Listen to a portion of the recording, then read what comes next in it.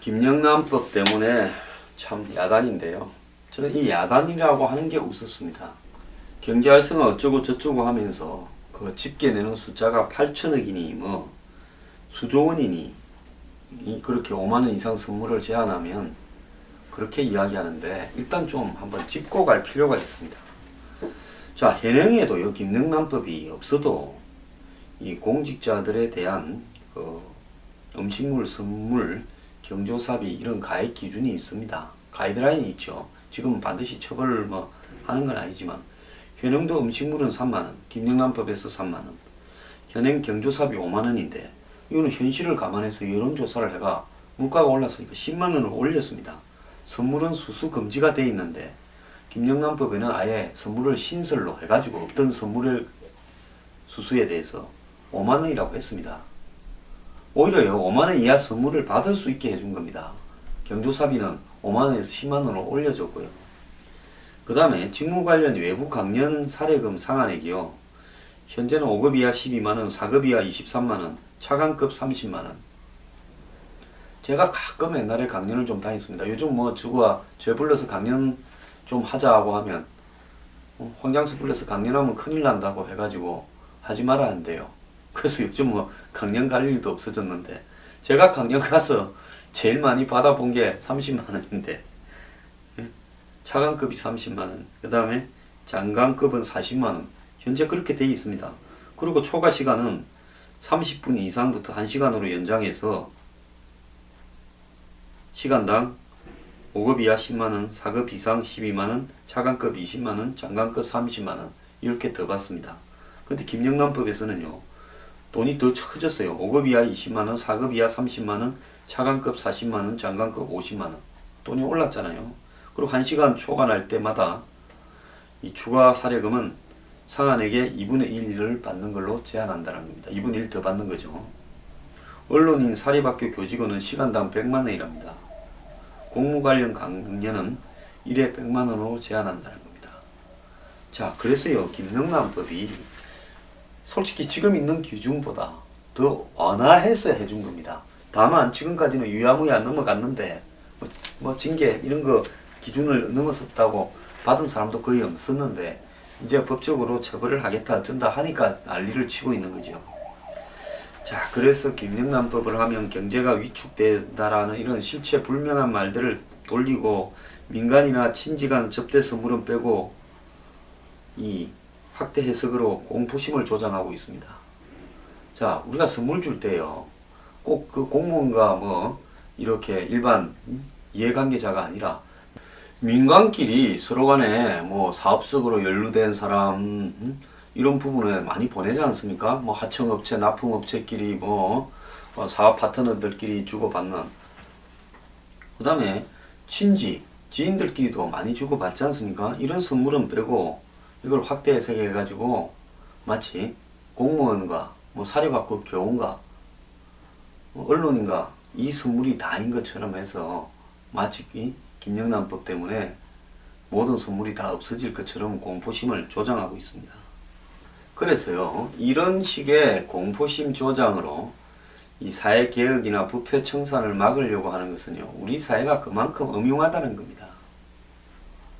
경제가 활성화되면 무슨 짓을 해도 괜찮습니까? 다소간의 부패도 그냥 용인하고 가자는 겁니까? 오히려 부패가 청산되면요 경제가 활성화됩니다. 그건 세계적인 진리입니다. 한국의 부패가 사라지면요 기술만 가진 사람, 성실하게 노력만 해서 경쟁력이 있는 사람, 이런 사람들이 다 살아날 수 있습니다. 그런데요 전부 부패가 만연하니까 하던 사람 다 하지 않습니까? 한전, 한수원 같은 정부기관에 납품하는 거 한번 보십시오. 하는 놈만 하지 않습니까? 세상이 다 아는 일이잖아요. 왜 그런 줄 아십니까? 부패가 그 배후에 있기 때문에 그런 겁니다. 일부 업자들이요 그리고 일부 이해 당사자들이 한마디로 김영란법을 바라지 않는 정치인, 관료들과 결탁이 되어서 이 공포 마케팅을 하고 있는데요 정말 웃기는 일입니다. 이 김영란법이 일시적으로 이 소비를 위축시키는 효과는 있을 수 있겠지만은 장기적으로 부패 청산을 통해서 긍정적인 영향을 더 많이 미칠 수 있습니다. 자, 논란의 직접적인 타깃이요. 김영란법이 예외 조항으로 허용한 식사 선물 경조사비를 상한선입니다. 아까 제가 이야기했지 않습니까? 음식 3만원, 경조사비 10만원, 선물 5만원요. 자, 이 1인당 식사비 3만원 이상의 음식이나 5만원 이상의 선물 세트를 공급하는 업계가 개멸 수준의 타격을 받아서 수조원의 시장 위축이 발생할 것이라는 이런 공갈들을 갖다가 하는 것은 정말 잘못된 거라고 봅니다. 자, 지금 3만원 이상의 밥 먹는 거는 전부 공무원 접대고 5만원 이상의 선물은 전부 공무원 선물입니까? 식사 3만원부터 한번 보면요. 직장인들이 자주 찾는 서울 중심가 식당의 한 끼 식대는 대개 1인당 한 만원 안팎이고, 특별히 회식을 한다고 해도 술 한두 잔에서 한 3만원이면 1인당 충분합니다. 1인당 10만원이 넘는 호텔 레스토랑도 있지만은 이것은 대다수의 사람에게는 그림의 떡이고 상류층끼리 특별히 이 뇌물용 접대를 하는 사람들이 필요한 그런 식사 자리죠. 그래서 이 정도의 이 식사를 대접받는 사람이라면요, 초부유층이거나 완전히 확실한 뇌물 관계거나 그럴 때 엮이는 부분이죠. 그리고 대부분 사람들이 지금 국민들이 뭐 이웃한테 선물할 때 5만원짜리 이하 선물을 대부분 합니다. 그 경조사비 10만원 이하로 대부분 하죠. 저도 10만원 합니다. 뭐 제가 뭐 수입 뻔한데요. 최대치가 10만원이죠. 그 이상을 제가 하면서 어떻게 살겠습니까? 자, 그래서 지금 이야기한 이 기준들, 식사 3만원, 선물 5만원, 경조사비 10만원은요, 국민들이 전부 중산층 국민들이 살아가면서 하는 그런 상식적인 한계에서 충분하게 적절하게 요구되어 있다는 겁니다.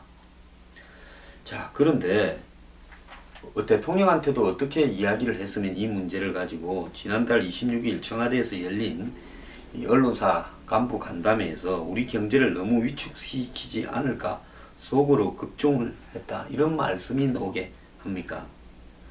자, 흥청거리는 부패한 접대 문화에 싹이 잘려야요, 정말로 건강한 경제가 형성되면서 내수가 생기는 거 아니겠습니까? 자, 한국외식산업연구원이 최근 김영란법으로 외식업 매출이 4조 1,500억이 감소할 거라고 발표한 게 정말 웃기는 소리입니다. 이 외식산업연구원이라는 데는 뭐 정부 지원받는데 아닙니까? 자, 외식 고객 중에 김영란법 적용 대상이 16.3%를 차지하고 이 중 3만원 이상 쓴 고객도 전체 5%라면서요. 외식 매출 전체가 83조인데 이 중 5%를 단순 적용해서 4조 1,500억이라는 결론이 나왔다고 합니다. 3만원 이상 사용자를 3만원 이상 접대받는 고객이라고 이렇게 분석한 겁니다. 3만원 이상에서도요, 그러지 않은 사람 많지 않습니까?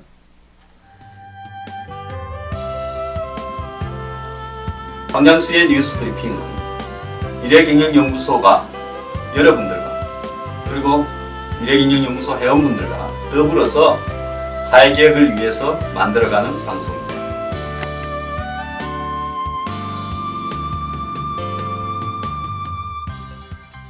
자, 수천억에서 조 단위까지 거론되는 맹절 서문시장 위축 전망도요, 김영란법 적용 대상들이 5만원 이상의 선물을 싹쓸이 뇌물용으로 하고 있다라고 이렇게 하는 것처럼 착시 효과에서 비롯된 겁니다.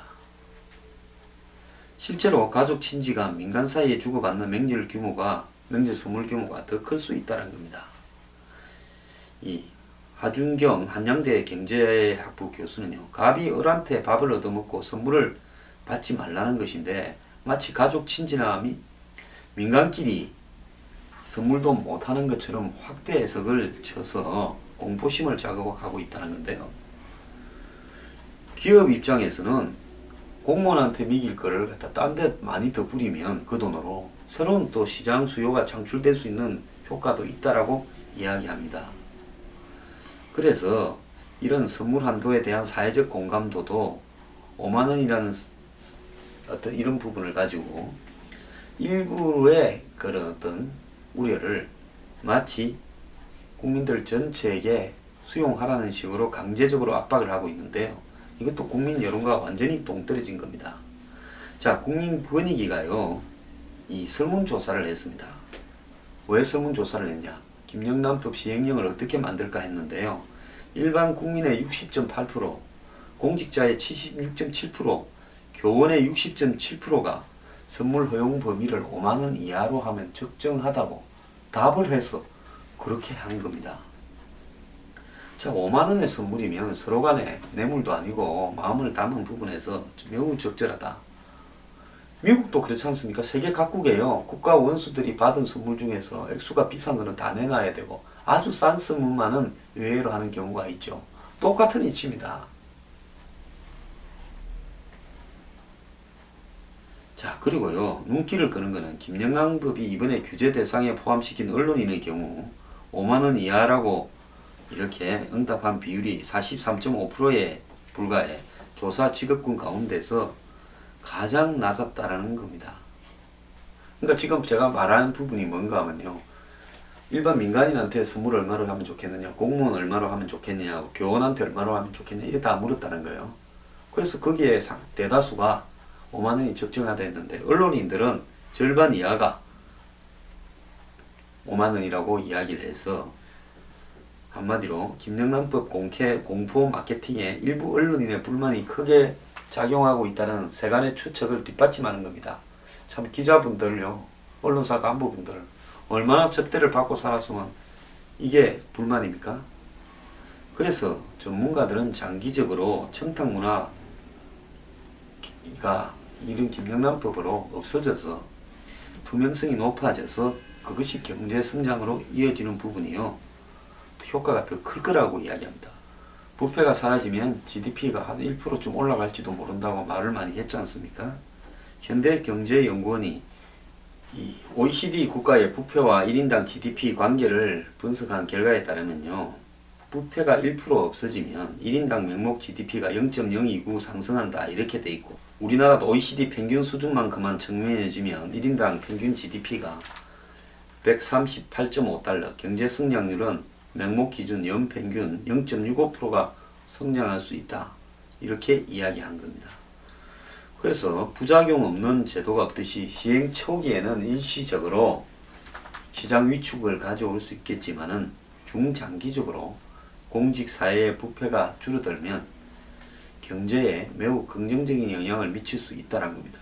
자, 부패를 척결하는데 일시적으로 발생할 그 조그마한 부작용을 마치 과장되게 국민들에게 알려가지고요, 경제 때문에 부패 청산하지 말자라고 하는 이야기가 나오게 된다면 이건 잘못된 거고요. 저 뭐 쇠고기, 한우, 인삼, 난 이런 것 때문에요, 김영란법이 마치 무분별한 법인 것처럼 하지 말자 이렇게 놓는다면 저는 이 나라에 희망이 없다고 보고 있습니다. 김영란법 막으려고 공포 마케팅 하지 말기 바랍니다.